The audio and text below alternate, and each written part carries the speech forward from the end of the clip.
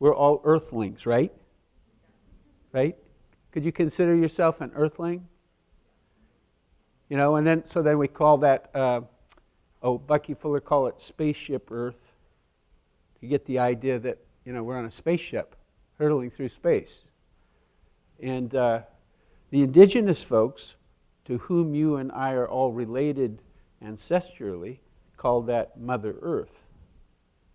And it's interesting that if you read some of the biological chemical makeup of your body and my body, it's the same proportion of water and land, water and mass in your body. It's the same proportion. Same with the salinity in your body is identical to the salinity in the oceans. I find that really interesting. Yeah, it's like Mother Earth. And if you check out the molecules in your body and the trace minerals in your body, that's identical to what you're going to find on the planet. So, where do we come from, right? So I want to share with you, when I was about 8 years old, my father and all his brothers who had been in the Second World War, I found a book that had come from one of my uncles. He was in Europe during the war. And going through the pages, and I'd never seen anything like this before, all these soldiers and, you know, buildings that were collapsed. And then there was this one photo that just absolutely stunned me. And it was a picture of bodies stacked up, skin and bones, high, long, like firewood. Wow. And I didn't know what to make of it. And I took the book to my dad and I said, Dad, what is this? I mean, I didn't believe that's not real. Except it was real. And he said, well, that's war. He says, wars are awful. And interestingly enough, most of the people that get killed in wars are not soldiers. They're non-combatants, civilians. Anyway, has never left me. It's kind of like we have a job to do. It's a mission here. Get the world to work.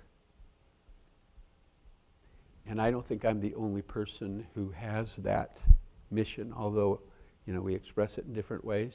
Get the world to work. So, this thing. So I want to share a little bit about my journey. This is Buckminster Fuller, Bucky Fuller. And I met him actually a couple times. The building in the back, by the way, he's the guy who invented geodesic domes, dome houses, all the sports domes. He is way ahead of his time. He's a futurist. And there was a point in his life where he was really questioning his validity as a human being. And he got the idea from somewhere that, well, the way he said it is, what kind of use could he be put to, given that he was a throwaway? He had failed, his child had died, he had a lot of breakdowns. And he was a very unhappy guy, seriously considering suicide. And he asked this question, what use could universe have for a throwaway? And he had this amazing insight, which was to create what he called artifacts from the future to demonstrate what's possible. So earlier we saw some pictures of possible futures, you know, Mars and electric airplanes, awesome stuff, right? He was that kind of guy. Okay, he invented a whole new kind of geometry and mathematics, tensegrity, structures that are super strong, take way less materials. But he inspired me because he really lived inside of the question, what kind of a difference could one little individual make? What kind of a difference could a person make that some big organization, some government couldn't make? And it turns out that there's something that you and I can do that no other entity can do. And a way to say it is, we have the power to create. Groups don't create. Groups do not create. Great creativity lives at the level of each individual. another way to say that is nobody can choose for you. Unless, of course, you advocate, but then even that's a choice. If you say, never mind, I'll just go with whatever the group says, comes up with, that's my choice, that's a choice. You're going to choose something. By the way, the subtitle to my talk is, You and I Matter, whether you like it or not.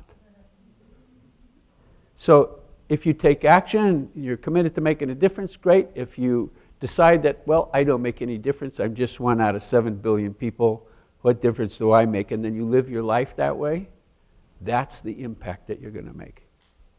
It's going to impact one way or another. So Bucky had a question. Here's Bucky's question. If the success or failure of the planet and of all human beings depended on how I am and what I do, how would I be? And what would I do? So I actually looked at this question deeply. And, you know, when I was 17, I want to just share with you, I went to South America with my older brother. He was in the Peace Corps. Went to Bogota, Colombia. And we went to the center of the city on a Sunday to the plaza where the marketplace is. And I'd never seen poverty before. You know, I grew up in the United States in a very wealthy, really wealthy country. And I'd never seen poverty. And there was this little kid, 8 years old. His name was Luis. And he came up, he wanted to shine my shoes. And so he shined my shoes. And I noticed that there was a couple other smaller kids. And my brother had a conversation. I didn't speak Spanish. My brother had a conversation. Luis was the head of the family. He was 8, his sister was 6, and his little brother was 5. Wow. So, years later, I had an opportunity from meeting with Bucky Fuller and addressing this question to start to take a look at, well, what kind of a difference could I make? How do I want to live my life? Do I want to live my life like I make a difference? Do I want to live my life like I don't matter? Or I could matter a little bit? So, you know, ultimately, it's a choice. It's a creation. That's what I'm saying. You and I have the power to create, including ourselves. Here's another thing from Bucky. This is a statement that he made that really struck me. He says, to make the world work for 100% of humanity in the shortest possible time through spontaneous cooperation without ecological offense or the advantage of anyone. We are blessed with technology that would be indescribable to our forefathers. We have the wherewithal, the know-it-all, to feed everybody, clothe everybody, and give every human on earth a chance. We know now what we could never know before, that we now have the option of all humanity to make it successfully on this planet in this lifetime, to induce all humanity to realize full, lasting economic and physical success, plus enjoyment of all the earth without one individual interfering with or being advantaged at the expense of another. Whoa, that would be a transformation. To me, that's a game worth playing. So out of that, I participated with an organization called the Hunger Project, starting in 1977, that was committed to eliminating hunger in the world. And it was based on the principle that each of us as individuals matters. That we literally, and it isn't just, you know, getting people together as parts. Each one of us could take responsibility for the whole thing, for the whole planet. That it's our planet, individually, but also in mass. And see, it's quite amazing when you get a group of people who are operating out of a sense of personal responsibility, you know, like I'm owning this whether you are or not, and I invite you to participate with me and own it the way I own it. So it's a shared vision then. It creates a synergy that's not possible when we're just operating out of doing our parts. Yeah. So out of that, I worked with the Hunger Project, first as a volunteer. I should tell you, by the way, that at the beginning, the way they measure hunger in the world is by the infant mortality rate. That's the number of children that die before their first year of birth. And in 1977, when it first started, the Hunger Project, the infant mortality rate was at 107 deaths per thousand. So that means about 1 out of 10 kids didn't make it on the planet, globally. 20 years later, 1997, it was at 54, almost half. It's now at about 39. So although it doesn't get reported on the 6 o'clock news, folks, hunger's ending. And it came from a lot of work done by a lot of volunteers. I got to go on staff. I ended up being the global enrollment manager and the volunteer coordinator for about 600 volunteers around the world. And out of that experience, you know, now I was a musician before, I should tell you. I played music for about 20 years. After I completed my stay with the Hunger Project, I was invited to be a consultant. And I thought, I don't think so, I'm a musician. And he said, well, it's about people. Come with us. Go on a couple of our meetings and see if you fit. So I did. And it was like, oh yeah, I could do this. So I got involved with consulting and change management and culture change, and ended up working with a lot of small businesses, one of which is the world-famous Pike Place Fish Market in Seattle. And they were going out of business, and it was very interesting to me. See, I'm saying, you know, wouldn't it be great if people could participate in their jobs and have the same kind of joy that volunteers do when they're working on a big project to make a difference? In fact, wouldn't it be great if we could create a context, create an interpretation about work that allowed people to go to work inside of and actually have their work make a difference? So you remember in the very beginning I said the power that we have as individuals is the power to create interpretations, create context, create meaning. So with these guys at the fish market, they were very coachable, by the way. They were on the verge of going out of business, so they were very open to try some new things. So I said, well, let's create a context. Let's create a purpose for your business that's bigger than just making a living. You know, that's what they were doing. They come into work, and I asked them, so, you know, what is it you're up to? Well, we're making a living. You know, we want to make enough money to pay the bills to stay in business. Well, see, that's okay. That's what most people are doing. What would be something that inspired you? And they brainstorm, and one of the guys says, let's have a world-famous fish market. And in the beginning, the owner says, you're nuts. That's a crazy idea. And then I whipped out my Einstein quote that says, unless an idea starts off as absurd, it doesn't have a chance. Well, it's outside the box. That's why it's absurd. So, and then we went around and they committed, each one of these guys. See, because creativity lives at the level of individual. We don't want buy-in because they're not generating it. They're buying in because they're complying with what the boss says. No, we want each person to honestly look authentically and see, could you take ownership of this vision and commit yourself in your universe to making this happen? And, by the way, empower every one of your teammates, literally take responsibility for them also creating the vision. See, that's a whole different way to operate. By the way, that's the nature of a championship team. So they did. Now, I'm going to show one more quote in a minute. And I really want to get this across.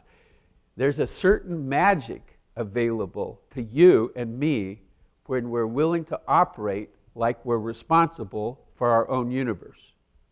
I'm not kidding. And if you do it in alignment with a group of people, miracles happen. So here's the quote. It's about commitment. This is written by a mountain climber. It's from the Scottish Himalayan expedition. His name was W.H. Murray. He says, until one is committed, there's hesitancy, the chance to draw back, always ineffectiveness. Concerning all acts of initiative and creation, there is an elementary truth, the ignorance of which kills countless ideas and splendid plans, that the moment one definitely commits oneself, providence moves too. All sorts of things occur to help one that would never otherwise have occurred. A whole stream of events issues from the decision, raising in one's favor all manner of unforeseen incidents and meetings and material assistance which no one could have dreamt would have come their way. He says, I've learned a deep respect for one of Goethe's couplets. Goethe was a German philosopher, lived in the 1700s, famous guy. Whatever you can do or dream you can, begin it. Boldness has genius, power, and magic in it. So they did that, and they're now world famous. They actually go all over the world doing corporate presentations and for associations, and they've been all over the world. And interesting, right now they're negotiating for a reality TV series. Well, and you want to know, they didn't solicit any of it. They committed as a team, and they created a work culture where they truly support each other, empower. I'm going to just tell you, they love each other, and they aren't afraid to say so. And their whole commitment in selling fish is to make a difference for the people that walk by, even if they don't buy fish. They're out to make a difference in people's lives. So, back to Bucky's original question. If the success or failure of this planet and of all human beings depended on how I am and what I do, how would I be and what would I do? So I want to leave you with that question and an invitation to commit yourself in some way in your neighborhood, in your community, planet, take on the planet, global warming, whatever. Commit yourself to making a difference. Thank you very much.